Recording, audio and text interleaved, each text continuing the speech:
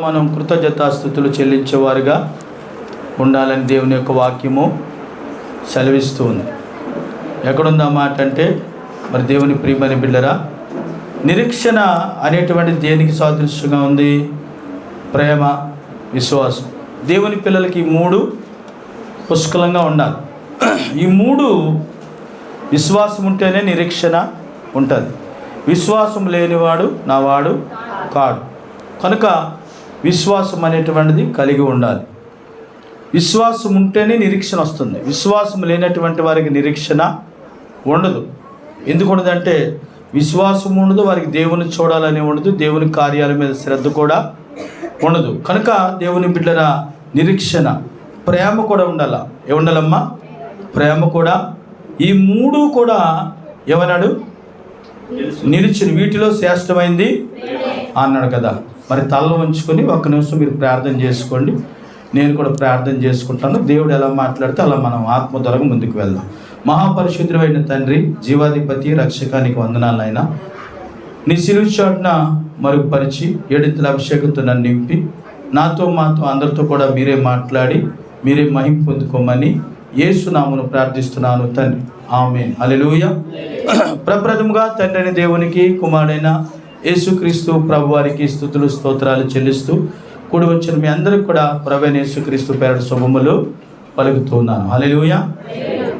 ఒక ఊర్లో ఒక పెద్ద కట్ట, మరి చాలా ఆస్తి ఐశ్వర్యాలు కూడా ఉన్నాయి. ఆయన ఇంటికి చాలామంది వచ్చేవారట. ఎవరైనా డబ్బున్న వాళ్ళ ఇంటికి వెళ్తారు. ఎందుకు వెళ్తారు? ఏదైనా పెడతారనే కదా, ఏమైనా ఇస్తారనే కదా వెళ్తారు. అయితే వస్తూ ఉంటే ఆయన ఇంటికి చాలామంది వస్తూ ఉన్నారు. ఒకరోజు ఆయనకి ఏం జరిగిందంటే, ఒక గాయం జరిగింది. కాలుకి చిన్న గాయం తగిలితే ఊళ్ళో ఉన్న ప్రజలందరూ కూడా తండోపతండాలుగా వస్తూ ఉన్నారట. ఆయన ప్రేమగా పెంచుకున్నాడట. దేన్ని? ఒక మేకపోతుని, ఒక కోడిని ప్రేమగా పెంచుకున్నాడట. సరే, ఇలాగ జనాలు వస్తూ ఉన్నారు, నన్ను ప్రేమించని చెప్పి మొదటి రోజు ఏమో చక్కగా కోడిని కోసి అందరికి కూడా మంచి భోజనాలు పెట్టాడట. అందరూ కూడా మంచి భోజనాలు పెట్టారు అని చెప్పేసి హ్యాపీగా భోజనం చేసి వెళ్ళిపోయారు. మరి 2-3 రోజులు పోయిన తర్వాత ఊరంతా తెలిసిపోయింది ఆయన కాలుకి గాయమైందని. అప్పుడు ఏం జరిగిందంటే, నలుమూలలా ఉన్నటువంటి ప్రజలందరూ కూడా ఆయన ఇంటికి వచ్చేసారు. మధ్యాహ్నం అయిపోయింది, మంచి ఎండ. మరి వాళ్ళని ఏం పంపించగలము? మనం పంపించలేం కదా. అలాంటప్పుడు మరి చాలా ఇబ్బంది పడి ఏం చేశారంటే, ఆ యొక్క మేకపోతుని కూడా, ప్రేమించిన మేకపోతుని కూడా సగ్గా కోసి ఉంచారు. మరి ఆ విధంగా అయినప్పుడు దేవుడు నిజంగా అందరినీ కూడా సంతృప్తి పడి భోంచేసి వెళ్ళిపోయారట. అందరూ కూడా ఏమయ్యారట, ఏంటి ప్రజలందరూ నిజంగా ఎంతమంది వస్తూ ఉన్నారు నా దగ్గరికి, ఎంతమంది నన్ను ప్రేమిస్తున్నారని చెప్పి ఆయన సడన్గా ప్రకటన చేసిరట. తలుపులేసి ఇంట్లో పడుకుపోయాడట. అరే, ఎవరైనా వస్తే నాకు కరోనా వచ్చిందని చెప్పారు అన్నాడట.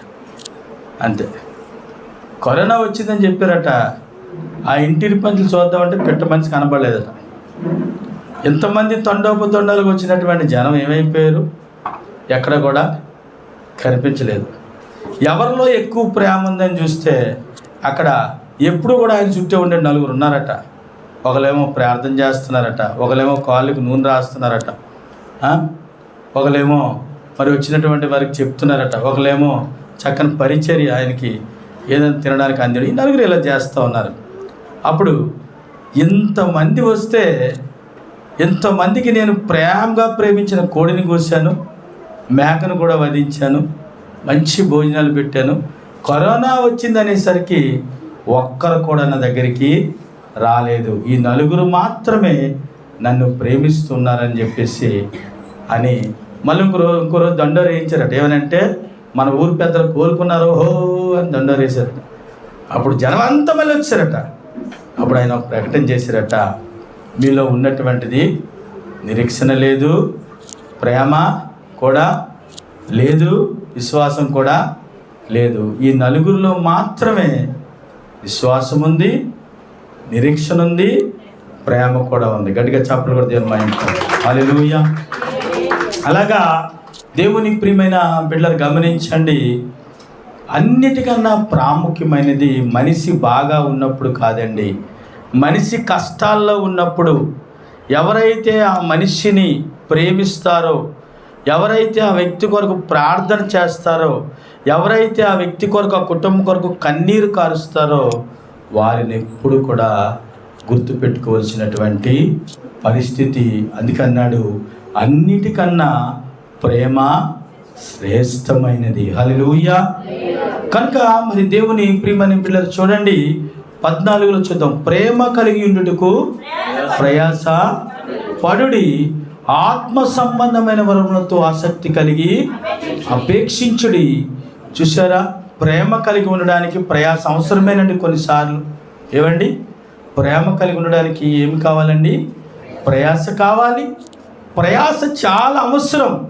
ప్రయాస అనేటువంటిది ఎప్పుడైతే ఉంటుందో దేవుని ప్రియమైన బిడ్డరా, ఆ ప్రయాస ఆశీర్వాదంలోనికి నడిపిస్తూ ఉంటుంది. కొంతమంది ప్రేమ కోరుకుంటారు కానీ ప్రయాస కోరుకోరు. కనుక దేవుని బిడ్డరా, ఆ ప్రేమ అనేటువంటిది చాలా ప్రాముఖ్యమైనటువంటిది. ఆ ప్రేమ అనేటువంటిది ఉండాలి. ఎవరినైనా దేవుని యొక్క పిల్లలుగా ప్రేమించాలి. ఆ ప్రేమ అనేటువంటిది కలిగి ఉండాలి. ఆ ప్రేమ అనేటువంటిది మన జీవితాల్లో ఎప్పుడైతే మనము కలిగి ఉంటామో ప్రియులరా, ఆ ప్రేమ కలిగి ఉండడానికి ప్రయాసపడాలి. ప్రయాస అంటే ఏంటో తెలుసా? ఎదుటి వాళ్ళు ద్వేషించినా నువ్వు ప్రేమించాలి, ఎదుటి వాళ్ళు నిన్ను ప్రేమించకపోయినా ప్రేమించాలి.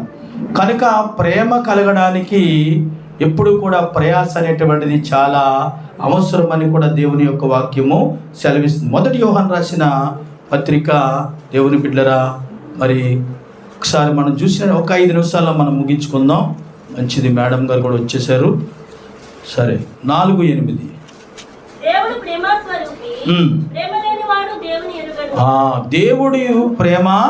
స్వరూపి, ప్రేమ లేనివాడు దేవుణ్ణి ఎరగడు. కనుక యేసుక్రీస్తు ప్రభువారు ప్రేమ స్వరూపు గనుక ప్రేమ లేనటువంటి వారు దేవుణ్ణి ఎరగరు. కనుక దేవుని బిడ్డరా, మన దేశంలో 95 మంది ప్రేమ కలిగిన వారే ఉన్నారు. హల్లెలూయా.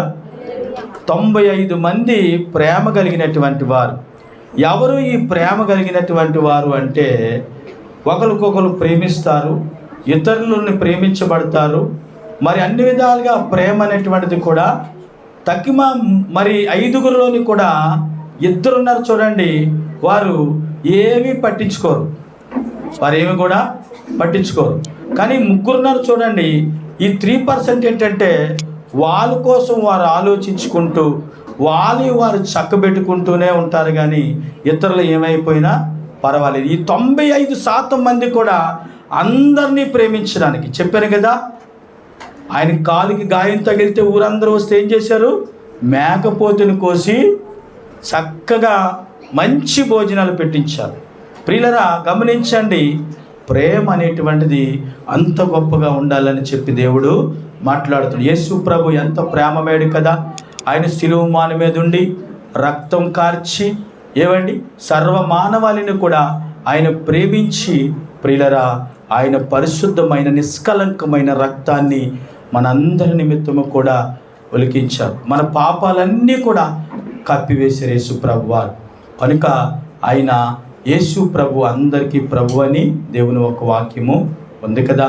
దేవుని ప్రియమైన బిడ్డరా, దయచేసి ఎప్పుడైనా మన జీవితంలో దేవుని యందు నిరీక్షణ కలిగి, దేవుని యందు విశ్వాసము కలిగి మనం ఎప్పుడైతే ముందుకు వెళ్తామో ప్రతి దానిలోనూ కూడా యేసు ప్రభువారు నీకు అధిక స్థానాన్ని ఇస్తారు, ఉన్నతమైన స్థితిని ఇస్తారు.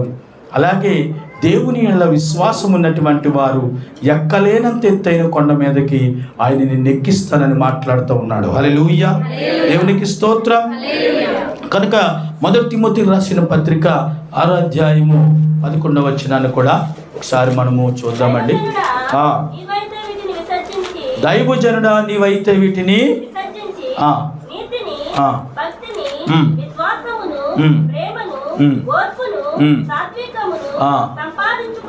ఇవన్నీ కూడా సంపాదించాలండి. ఏం సంపాదించాలి దైవజనుడు?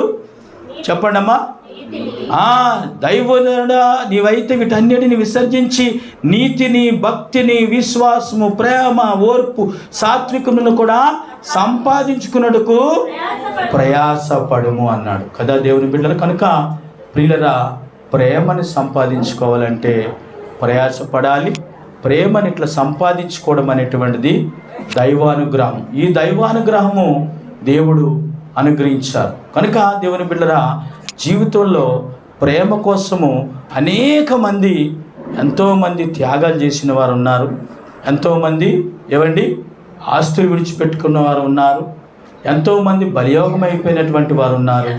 అందరికన్నా మనం ఆలోచించిస్తే ప్రభువైన యేసుక్రీస్తు కలవర మీద ఉన్నప్పుడు కూడా నీ కొరకు నా కొరకు కూడా ఆయన రక్తాన్ని ఒలికిస్తూ ముళ్ళు కిరీటం పెట్టబడింది పరలోక భాగ్యం ఇవ్వడానికి మనందరి కొరకు కూడా ఆయన సిలువమాన మీద ప్రాణం పెట్టి ఆయన అగాపే ప్రేమ మనందరి మీద చూపించాం. ఆయన ఇచ్చిన రక్షణ, ఆయన ఇచ్చిన కృప, ఆయన ఇచ్చిన దేవున చాలా గొప్పది. కనుక ప్రేమించాలి. ప్రేమించడంలో ఎప్పుడు కూడా ప్రయాసపడాలి. ప్రేమిస్తే పోయేదేమీ లేదు. ఎప్పుడైనా ప్రేమ కలిగి ఉండడం దాంట్లోనే సమృద్ధి ఉంది, ఆశీర్వాదం ఉంది. దేవుని బిడ్డరా, ప్రేమ నిష్కలంకమైనదిగానే ఉండాలి. ప్రేమ పరిశుద్ధమైనదిగా ఉండాలి. ప్రేమ కలిగినటువంటి జీవితం అనేటువంటిది మనం అలవర్చుకొని ముందుకు వెళ్ళినట్లయితే దేవుడు నిన్ను అభివృద్ధి చేసి నీ కుటుంబాన్ని ఆశీర్వదించి నువ్వు చేయు ప్రతి పనిలోని కూడా దేవుడు ఆశీర్వదిస్తాడు. మొదటి కీర్తనలో మొదటి కీర్తన 3వ వచనం ఉంటుంది, అతడు నీటి కాలువన నాటబడినదై ఆకువాడక చెట్టు వలె ఉండును. కనుక దేవుని బిడ్డరా, దయచేసి ఒక చెట్టు పెంచాలంటే చాలా కష్టం. దానికి రోజు కూడా ఏం వేయాలంటే నీరు వేయాలి కదండి. నీరు వేసి గెత్తం వేయాలి కదండి.